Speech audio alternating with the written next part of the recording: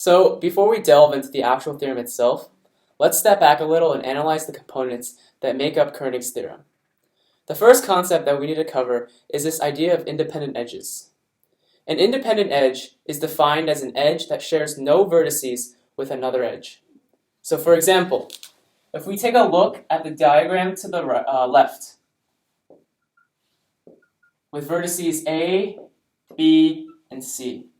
If we connect vertex A to vertex C and vertex B to vertex C, this is a prime example of a diagram that has no independent edges, mainly because edge AC and BC are connected via the point or the vertex at C. On the other hand, if we take a look at the diagram to the right, labeled with 4 vertices, A, B, C, and D, and if we connect vertex A to vertex B, and we connect vertex C to vertex D, this is a prime example of a diagram that has independent edges, mainly because edge A, B, and C and D are not connected with a common vertex. The next concept that we want to cover is this idea of a bipartite graph. A bipartite graph is a graph whose vertices can be divided into 2 different sections. In our situation, let's call these set A and set B.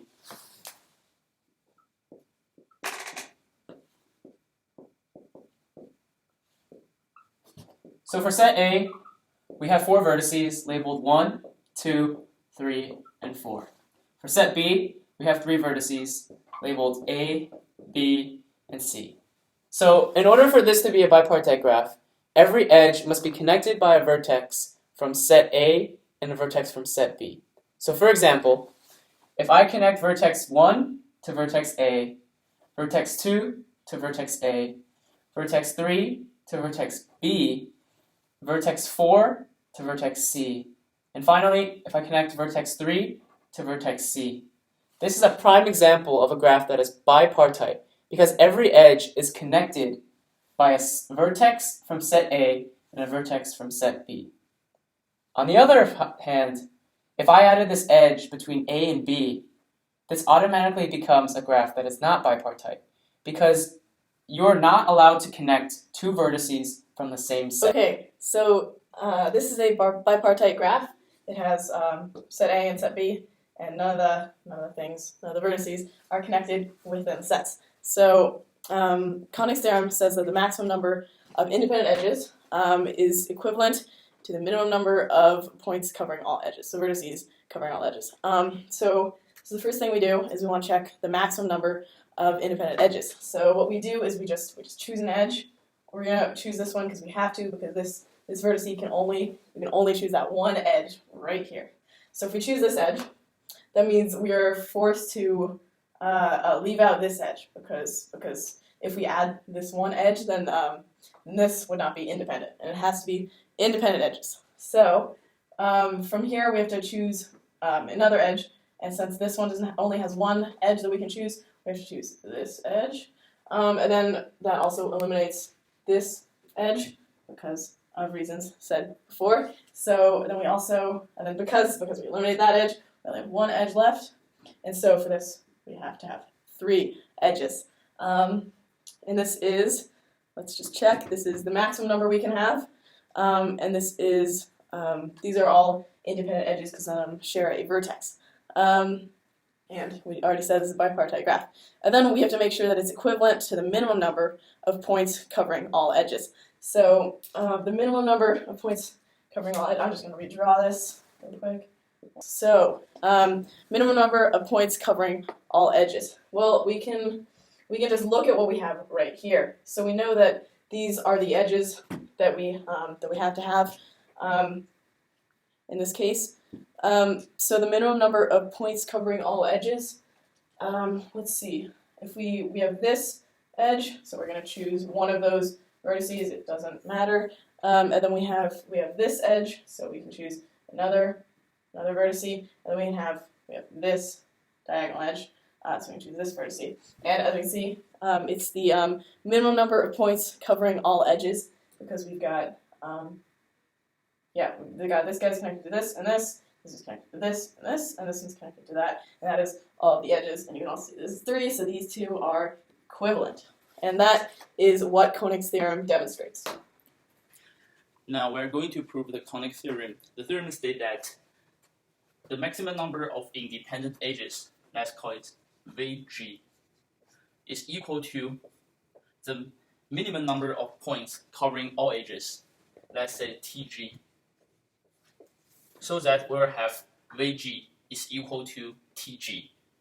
To prove this theorem, we start at looking at a very simple example. Let's say we have a graph G. It's a bipartite graph. So we have 4 vertices on the top, and then 3 vertices at the bottom. Now we'll connect one vertex from the top to another vertex at the bottom.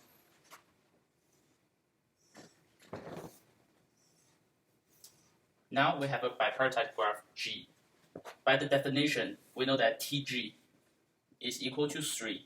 We can choose 3 vertices that covers all edges in this graph.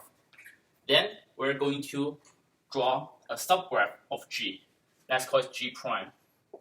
And G prime is a subgraph of graph G.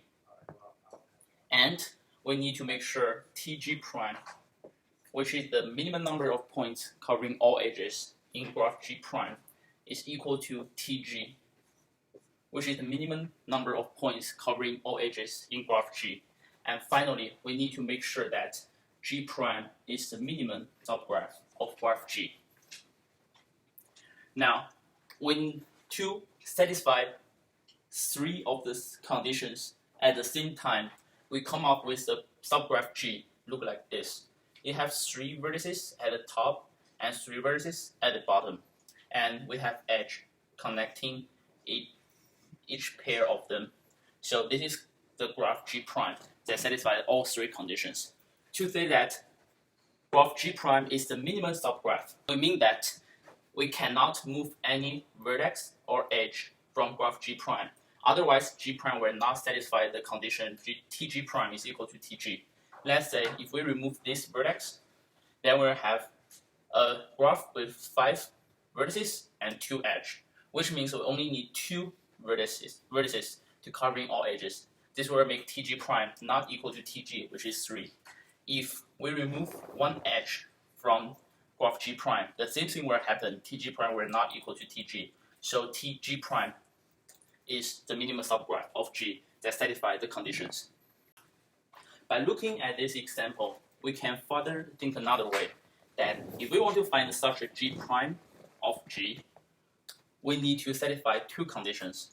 The first condition is that the one side of G prime, the total number of vertices, need to equal to the minimum side of graph G, which is 3 in this case.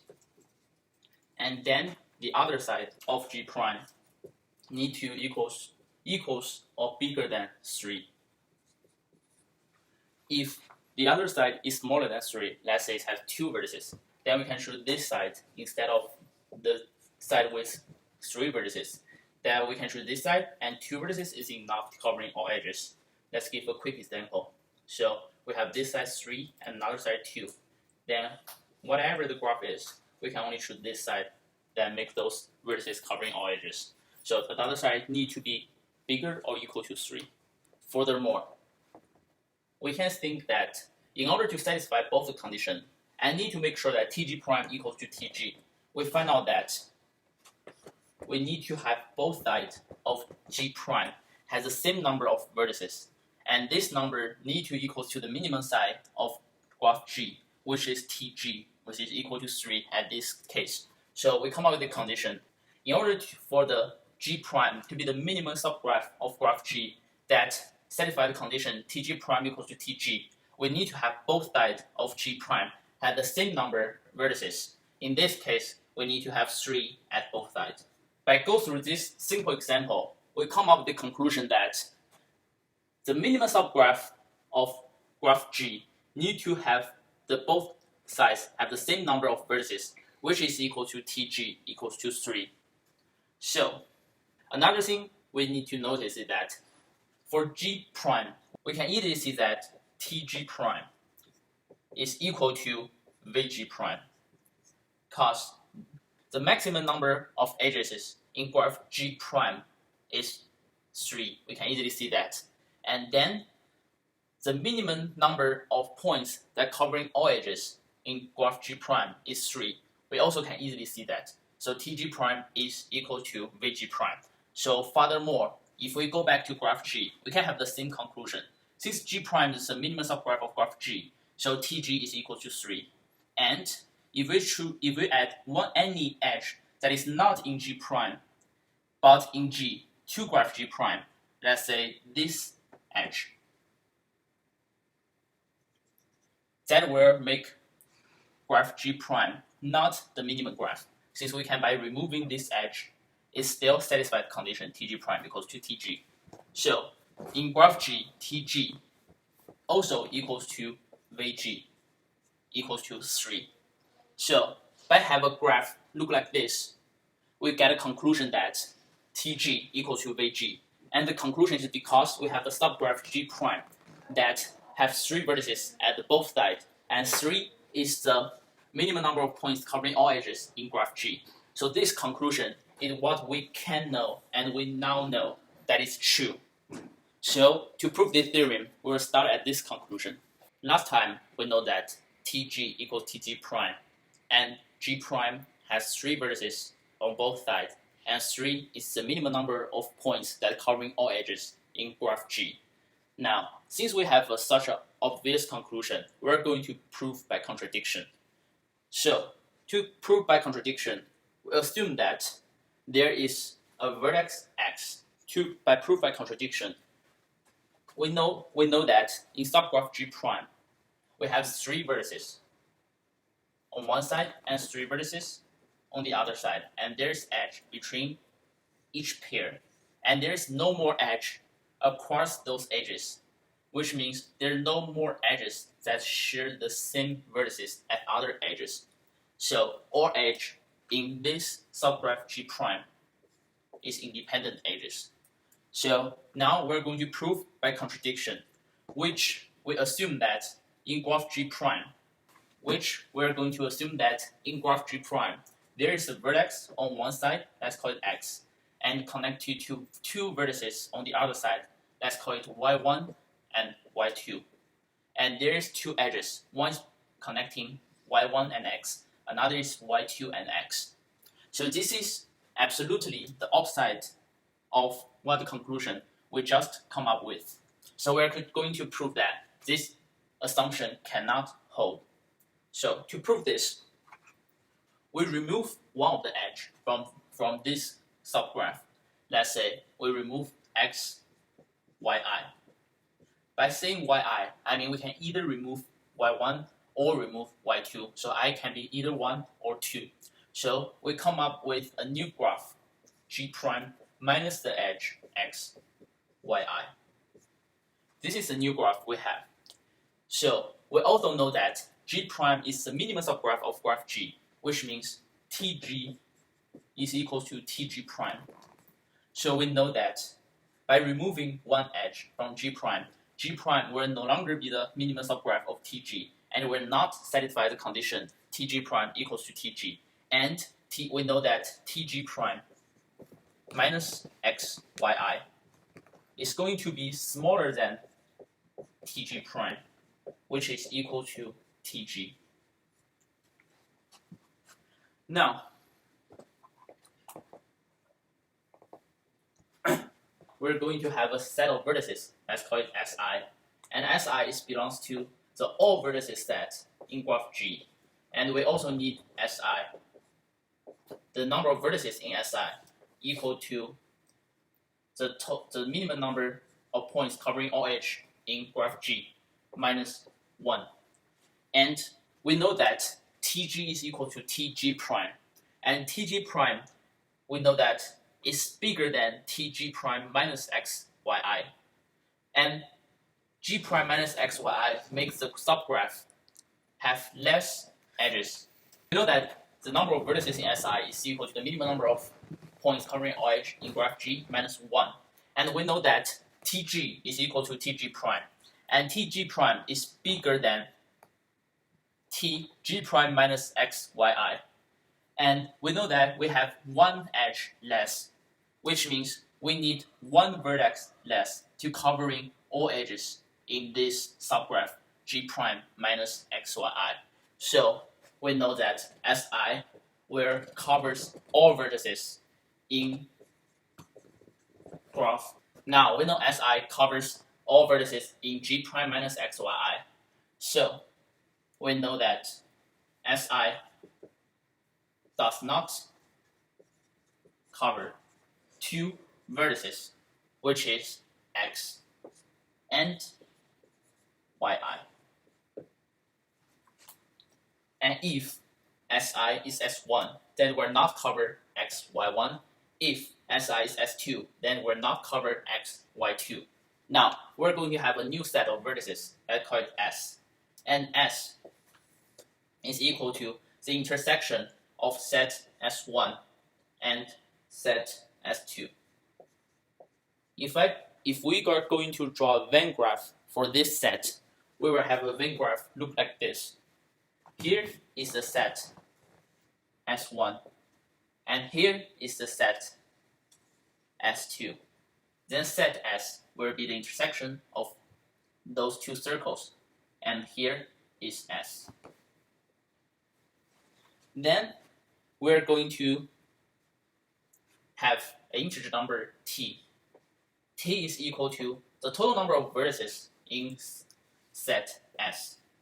And then we're going to have a new set. Let's call it set R. And set R is equal to the union of set S1 minus S and set S2 minus S, then plus vertex X. If we are going to draw a Venn graph for set R, it will look like this. So we have set S1, set S2. Here is the X. So the vertex X. So we have S, T, and R. Now, we can see that all vertices in graph R is also a subgraph of graph G. And furthermore, it's a subgraph of graph G prime. We have vertices in set R is including in this area, and all vertices in this area is in graph G prime, which means all vertices in graph R will form a graph which is a subgraph of graph G prime. We call it G prime prime, and it's a subgraph of G prime, and it's a subgraph of G, of course. Because G is a bipartite graph, so G prime is also a bipartite graph, and G prime prime will also be a bipartite graph, which means the vertices or the graph of graph G prime prime is look like one set of vertices and another set of vertices. And in this set, vertices do not have edge between them, and in this set, vertices also do not have edge between them, but there are edges connecting those two sets. And this is the graph G prime prime look like, and all vertices in graph G prime prime are in set R. If we have a new set of vertices, we're approaching the end of the proof. So this set T, it is the smaller side of graph G prime prime. If this side has 3 vertices, this have 2, then this side will be the vertices in set T. So how many vertices in set T? We know that the total number of vertices in graph G prime prime is R. So the total number of vertices in set T will be smaller or equal to 1/2 of R. And what is 1/2 of R? So how many number of vertices in set R? It will be equal to 2 times Tg minus 1 minus T plus 1. Because Tg minus 1 is the total number of vertices in graph Si. And we have S1 and S2, so we times 2. But we also need to minus T because we are not going to include the intersection. So or here we minus t. And at last, we need to plus the 1 because the x is not in the either of the set. So this is x. Now, we're going to do a little bit of math. So we'll come up with this equal to, now we're going to do a little math here. So we're going to have the total number of vertices in set are equal to 2 times tg minus t, then minus 1. So we plug this back to the t smaller or equal to then 1/2 of r. We get t is smaller or equal to 1/2 of 2 times tg minus t minus 1. And we know that t will be smaller or equal to, here we cancel out the 2. And here we have minus 1/2, but we cannot have 1/2 vertex. So if we have 2.5 vertices, which means we just have 2 because we cannot have the half. So we'll just have minus 1 instead of minus 1/2. So this will become tg minus t minus 1. This is the total number of vertices in set T. Now, if we think about the union of T and S, how many vertices will be in the union? It will equals to the total number of vertices in T, which is Tg minus T minus 1. We just got that. And what is the total number in set S? Here is T. So we plus T. And the T cancel out. We'll have Tg minus 1, which is of course smaller than Tg prime, because Tg prime is equal to Tg. What does it mean? Let's look at the union of T and S. Now, assume we have an edge AB. One point of AB, the point A, will be in the S1 minus T, and another one, point B, will in the S2 minus T, this part. So we'll have a vertex in set T that covers this edge. So if A in S1 minus T, B in S2 minus T, then we have one vertex in set T that covers this, because T is the smaller side of G prime prime. So T covers all edges in graph G prime prime. And if one end is S1 minus T, one end is S2 minus T, which means this edge will be in the graph G prime prime, and it will be covered by one vertex from set T. Now, think another way. If we're going to have a case that is not covered by vertices in set T, that is, we have A is in set S, and B is the point X. So, none of the end of this edge is in set T. Then T absolutely will not have vertex that cover this edge. So, in this case, we're going to have one vertex from set S that cover this edge.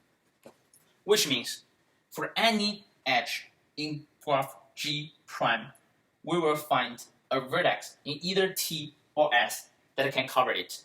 Which means all the vertices in T and S is the vertices we need to covering all edge in graph G prime. But this is not the case, because we just said that the total number of vertices in the union of T and S is smaller than the Tg prime. Now we run into a conclusion that we know that the number of vertices in T and S is not enough to covering all the edges in graph G prime.